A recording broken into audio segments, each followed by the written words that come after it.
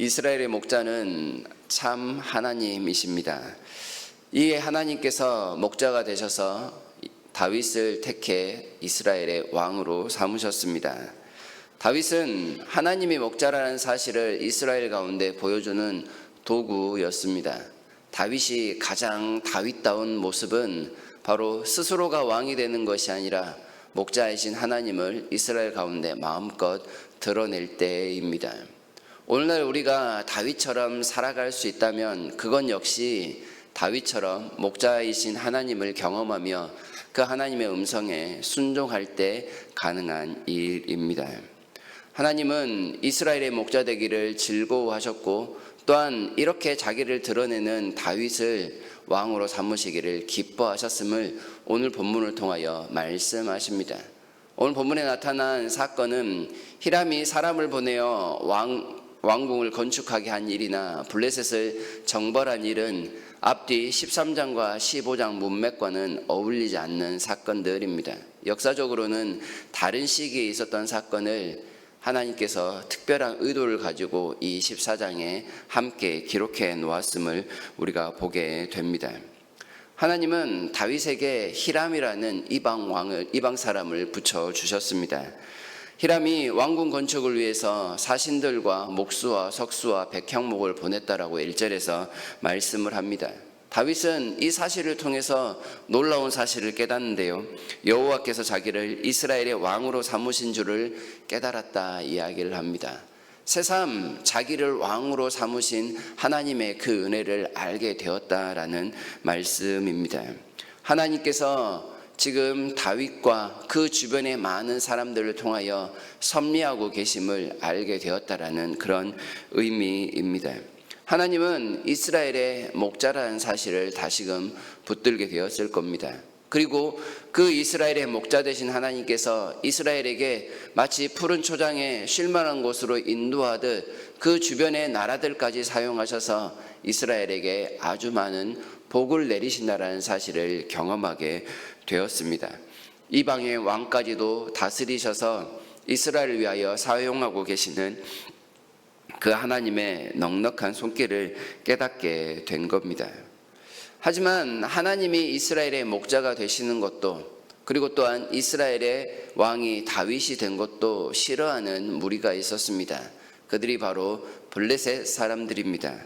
이들은 얼마 전까지 이스라엘의 분열을 목적으로 다윗의 망명을 받아주었던 사람들입니다. 그러나 다윗이 이스라엘을 통일하여 왕이 되자 다윗을 제거하기 위하여 많은 군대를 이끌고 르바임 골짜기로 군대를 몰고 온 사람들입니다. 8절을 보시게 되면 이 블레셋 사람들이 다윗을 찾으러 왔다 이렇게 이야기를 합니다.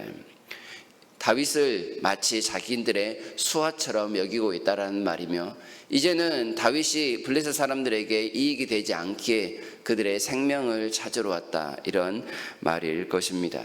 얼마 전 사울을 죽였던 그 기세를 몰아 다윗도 제거하려는 그런 모습으로 지금 르바임 골짜기에 진을 치고 있는 것입니다.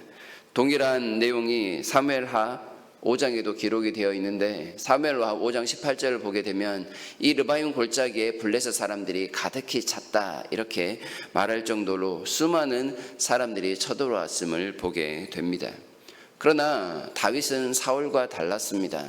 사울은 자기의 힘으로 싸우던 사람이었지만 다윗은 철저하게 하나님을 의지하던 하나님의 양이었습니다.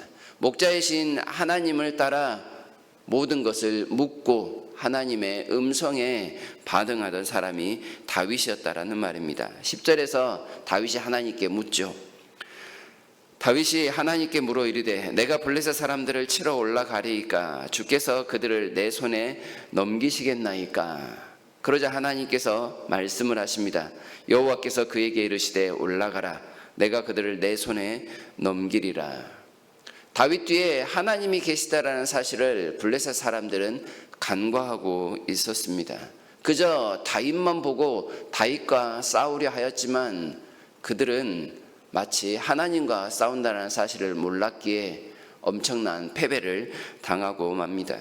다윗은 어떤 어려움 속에서도 하나님의 음성만 들으면 나는 안전합니다 라는 사실을 그대로 보여주듯 행동하고 있습니다. 전혀 두려움 없이 하나님이 말씀하시면 갑니다. 과연 말씀대로 갔더니 그 많은 대적들을 물을 흩듯이 다 흩어버렸다라고 합니다. 그래서 그곳 이름을 바알브라심, 주께서 흩으셨다라는 그런 의미입니다. 11절에서 그런 말씀을 하고 있죠. 다윗이 이르되 하나님이 물을 쪼갰같이 내 손으로 내 대적을 흩으셨다 하므로 그곳 이름을 바알브라심이라 부르니라. 목자의 뒤를 따라가니 아무리 강력한 대적도 물처럼 다 흩어지고 있는 그런 일들을 경험하게 됩니다. 목자를 따라가는 양이 경험할 수 있는 아주 놀라운 기적이요 복이라 할 수 있을 것입니다. 이 사건에서 블레셋 사람들이 얼마나 다급했는지 그들이 가지고 있던 수호신 곧 우상들을 다 버리고 갔다라고 12절에서 이야기합니다. 다윗은 이것들을 모아다가 불사를 것을 명령하죠. 사사기 8장에 보면 기드온은 그 놀라운 싸움을 싸우고 난 후에 그 민족들이 가지고 있었던 우상들을 모아가지고 챙기는 모습을 보여줍니다. 하지만 다윗은 그 모든 것들을 깨끗이 제거하는 모습을 보이는데요. 이는 하나님이 목자가 되셔서 모든 것을 다 충분하게 제공하시니 다른 것에 눈을 돌릴 여유가 없었던 것입니다. 그저 나무 조각, 돌 조각에 불과한 우상에 마음을 뺏겨야 될 이유도 전혀 없었던 것입니다. 다윗은 목자이신 하나님으로 지금 충만한 삶을 살아가고 있기에 우상 조각은 그저 불에 태워져야 할 혐오스러운 것에 불과했던 것입니다. 다윗을 얕잡아 먹다가 일격을 당한 블레셋이 다시금 전열을 가다듬어 2차 침공을 감행합니다. 아마 더 많은 군대를 동원했겠지요. 역시나 르바임 골짜기로 쳐들어왔습니다. 이때 역시 하나님은 다윗에게 말씀을 하십니다. 다윗은 하나님의 명령대로 전면전 공격이 아닌 기습 공격을 감행하게 됩니다. 이번에도 다윗은 목자이신 하나님의 음성에 철저하게 순종하고 있는 모습입니다. 다윗이 수많은 군대를 이길 수 있는 유일한 방법은 잘 짜여진 전략이 아니라 목자이신 하나님께서 가르쳐준 대로 하기만 하면 되는 것이었습니다. 전투에 있어서 중요한 것은 전략만이 아니죠. 그에 합당한 군사력이 뒷받침되어야 합니다. 아무리 전략이 좋더라도 군사력이 뒷받침되지 않으면 그 전쟁에서 이길 수 있는 가능성이 많이 낮아집니다. 그러나 이 전쟁에서 하나님은 자신이 직접 싸우는 모습을 통해 다윗의 승리를 보장하고 계십니다. 15절에 보시게 되면 너보다 하나님이 앞서 나아가서 블레셋 사람들의 군대를 치리라. 하나님은 아주 좋은 전략을 짜주신과 동시에 다윗의 군대에 든든한 그런 지원군이 되어주시겠다 약속하고 계십니다. 하나님은 다윗이 온전히 승리할 수 있도록 모든 것을 이끌어 주신과 동시에 먼저 가서 대적들을 물리치시는 일까지 감당하시겠다고 약속하고 계십니다.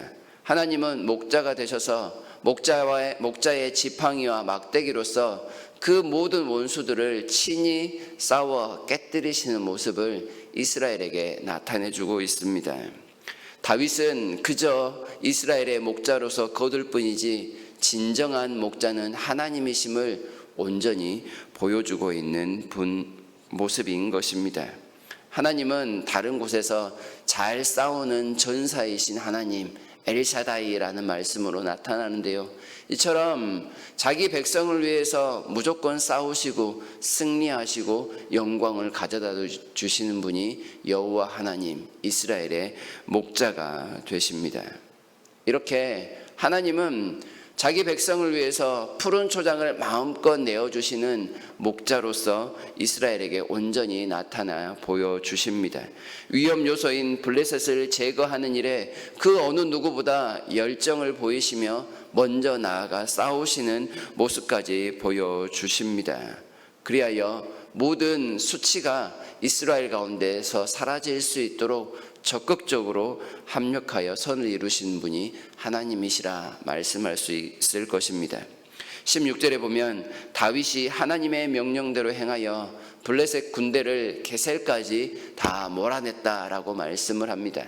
게셀은 이 르바임 골짜기에서 약 24km 정도 떨어져 있는 블레셋과 이 유다의 경계가 되는 그런 곳이라고 합니다. 다시 말해서 하나님의 명령대로 하였더니 블레셋이 이 유다의 국토에서 완전히 쫓겨나가는 그 놀라운 일을 경험하게 되었다라는 말씀을 하고 있습니다. 하나님은 이스라엘의 목자가 되셔서 철저하게 이스라엘의 안위를 책임지고 계시는 그런 하나님이십니다. 그리고 이 일은 블레셋을 당장에 무찌르는 효과뿐만 아니라 그 주변 지역에 아주 놀라운 소문으로 퍼지게 되었습니다. 그리고 그 소문은 다시는 다윗을 건드려서는 안 된다라는 그런 두려움으로 나타났습니다. 17절을 보시면 다윗의 명성이 온 세상에 퍼졌고 여호와께서 모든 이방 민족으로 그를 두려워하게 하셨더라 말씀을 합니다. 하나님은 이 사건을 통해서 지금 두 마리의 토끼를 함께 잡고 계시는 겁니다. 블레셋을 몰아내어 이스라엘의 참된 평화를 안겨다 주면 물론이요, 다른 민족들로 하여금 다윗의 나라를 넘보지 못하게 하는 효과까지도 나타내고 계시는 것입니다. 다윗이 건재한 이스라엘, 그리고 다윗 뒤에 계신 여호와 하나님으로 말미암아 이스라엘은 여전히 안전하며 여전히 푸른 초장에서 마음껏 뛰노는 양들과 같이 평화를 누리게 되었다라는 말씀입니다. 이 사건들이 보여주는 내용이 무엇이겠습니까? 어떠한 상황 속에서도 목자이신 하나님을 따르는 양들이 누리는 참다운 특권이며 영예입니다. 다윗은 하나님의 말씀에 철저히 순종함으로써 목자로서의 그 안위를 책임지시는 하나님을 분명하게 경험합니다. 그리고 다윗 때문에 이스라엘 역시도 이 사실을 분명하게 깨닫게 되었습니다. 그리고 하나님 때문에 이방에도 명성을 떨치게 되는 그런 효과까지도 누리게 됩니다. 이방인 히람의 도움은 물론이요, 이방인들의 두려움을 사서 그 이스라엘이 온전한 하나님의 평강을 누리는 그 복, 이것이 목자를 따르는 양들이 여전히 경험할 수 있는 복입니다. 이 하나님이 오늘날 우리에게도 목자가 되십니다. 오늘을 살아가는 우리에게도 목자가 되셔서 우리에게 전략을 짜주시기도 하시고 우리의 상황에 동행하기도 하시고 먼저 나가셔서 우리의 길을 평탄케 하시기도 하실 것입니다. 양으로서 대적들을 보고 두려워할 수 있지만 그 대적들을 보는 것이 아니라 우리와 함께 계신 목자이신 하나님을 본다면 원수의 목전에서도 상을 차려주시는 하나님으로 말미암아 여전히 즐거워하며 평안한 삶이 나타날 것입니다.